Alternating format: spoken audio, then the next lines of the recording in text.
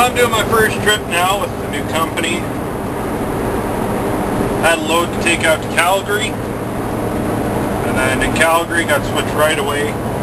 Took my time getting there. I was told by a few drivers that if you get there too early in the day, you're just going to sit there all day. So I sat there. I sat home for a couple hours, and then drove out. Got out about 6 hours away from home, I guess, and decided to stop. Took my 8 hours off, and then headed over to Calgary. And that finished my 13-hour window for 10 hours off with the 16-hour work. If you don't know what I'm talking about, don't worry about it. All these stupid rules and laws that really don't make sense, but they do, but they don't. Yeah, so I got into Calgary about 3 o'clock in the afternoon. I think it was 4 o'clock their time. And handed them the papers for that trailer. I picked up the papers for this trailer. And I'm taking it to the yard out by Cambridge. And it's kind of nice. They've given me, like, what was it, 7 days to get there. And it only takes about 4. So I've been kind of dogging it, but not at the same time. I've got some pretty good miles. I'm going about 11 hours, 12 hours a day. Putting in some good miles today. And the weather's been holding out. It's been great. It's been sunny. You know, it was cloudy for a little while yesterday and this morning when I woke up. But, I mean, it's been holding about 50 degrees Fahrenheit during the day. Right now I'm reading 38 Fahrenheit, which, you know, is about right. Usually at night here it's dropping down to about 30.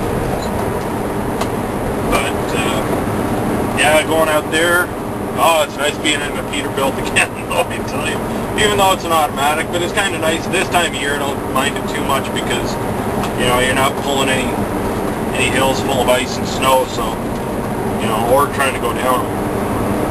So I don't mind it too much. The transmission can do what it wants, but hopefully by the winter there coming up, I'll have another unit that's a manual. I'm hoping it's still a Peterbilt.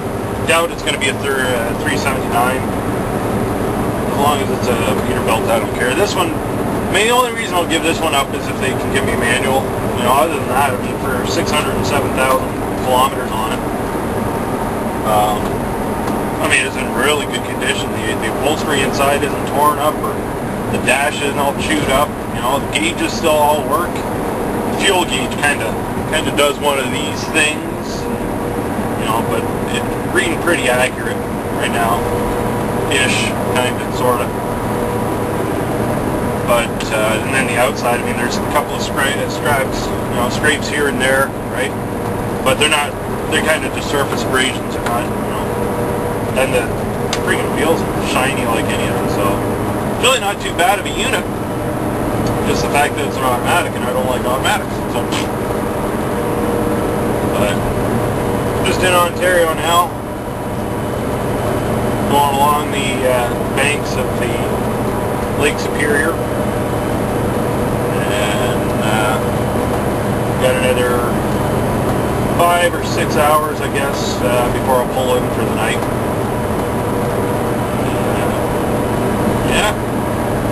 Once I get to Cambridge, which I'll be there tomorrow night, being Saturday, and this thing's not supposed to be there till Tuesday morning. So that's going to be a couple of days I'll have to myself here.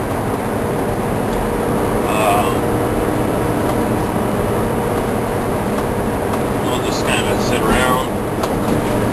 Got an interview to do. Be able to finally get around to it. I've been, since February, I guess, trying to line up this this interview, so it'll finally happen.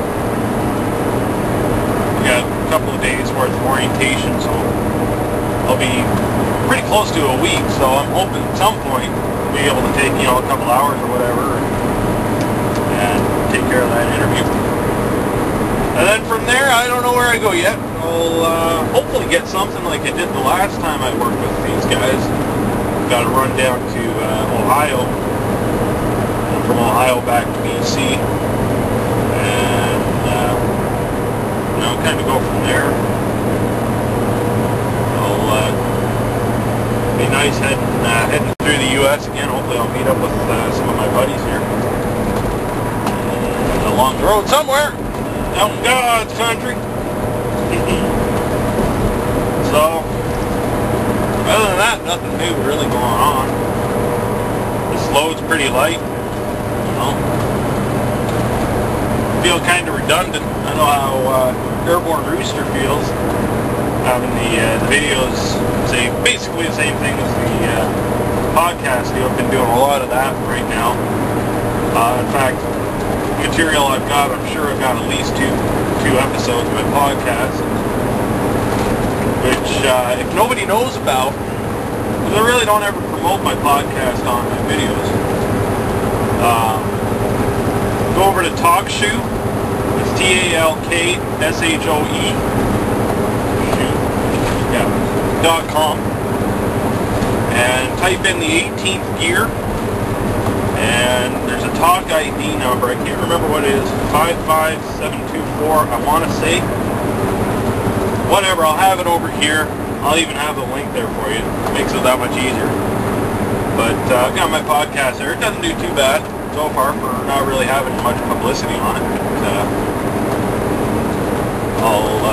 I got at least 2 episodes, like I said, coming up just with the material I've got so far.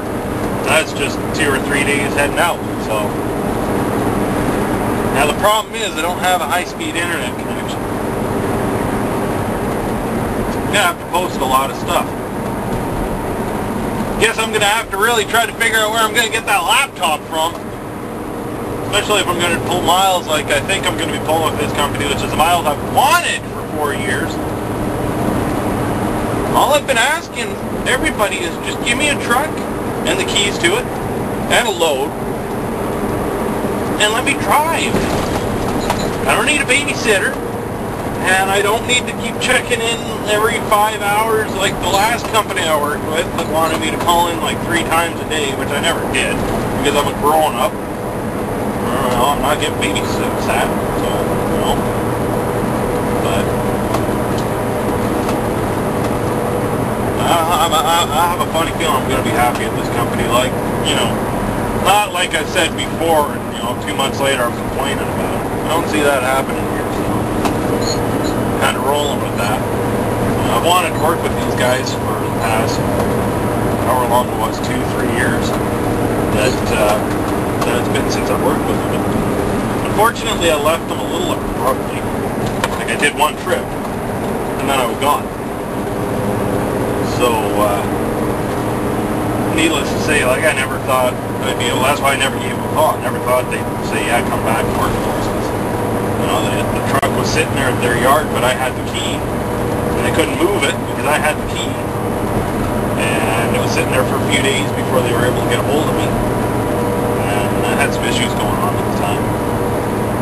And so, you know, with that, once I was able to get over to their yard, I left them the key and built everything else. And so I didn't think there was a chance I'd ever get back with them. Sure enough, you know, well, that's when I tried going, well, I went back to Quick X for a while, doing that teamwork. And then I just things cleared up, so it wasn't a necessity to be there anymore. I needed the regular home time and the, you know, kind of thing that went on with those guys. And so the family issues cleared up, and I didn't really have any ties to have to be there. So I really got tired of their attitude and everything, which I'm sure you guys have already heard on other videos and podcasts and everything. But I didn't think I'd be able to come back here because I figured I'd burn that bridge pretty good. Burned it right down to the ground. So then that's when I went over to Bison, which, you know, I thought was a good idea. And Bison didn't work out. Well, then I decided to go to Arrow for a while. You know, that would have worked out if I could, you know, handle being at home every day, doing the same route every single day. know, there's a reason I didn't take an office job or, you know, drive transit buses, because I couldn't do that every day. Doing the same thing every day, seeing the same thing every day, I just can't do it.